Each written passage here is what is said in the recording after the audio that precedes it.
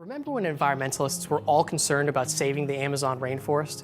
Considering what a big deal this once was, it seems like it's been a while since we've heard anything about one of the major environmental struggles of the previous millennium. But what happened to the disappearing rainforest? Did we save the Amazon? For a while, it seemed like we might have. The rates of deforestation in the Amazon climbed in the 1980s and 90s, reaching a peak around 2004, at which point many international organizations and countries acted swiftly to stop what was seen as a global crisis. Not only were thousands of animal species at risk of extinction, but the loss of trees would mean more carbon in the atmosphere.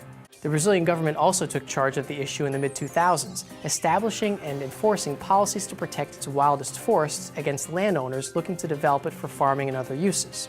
And the government protection worked. These successfully established 150 million acres for conservation, and deforestation rates dropped to nearly 80% by 2011 from the peak in 2004.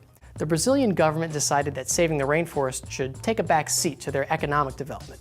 Major changes were made to the forest code, favoring agriculture and industrial interests who wanted to make it easier to cut down the rainforest. And you can guess what happened when the government loosened its grip. Deforestation rates skyrocketed.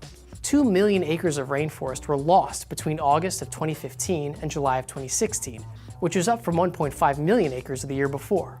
Sure, environmental crises like climate change may be more on your mind than the Amazon, but losing the Amazon actually directly relates to climate change.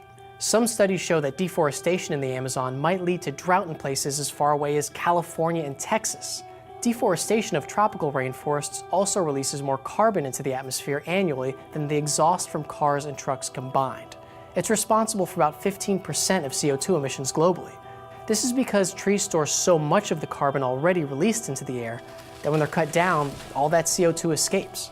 So even though it may feel so 2000 to be bringing up saving the rainforest, maybe it's time to go digging in the back of the closet to find that long-forgotten, slightly faded Save the Rainforest t-shirt.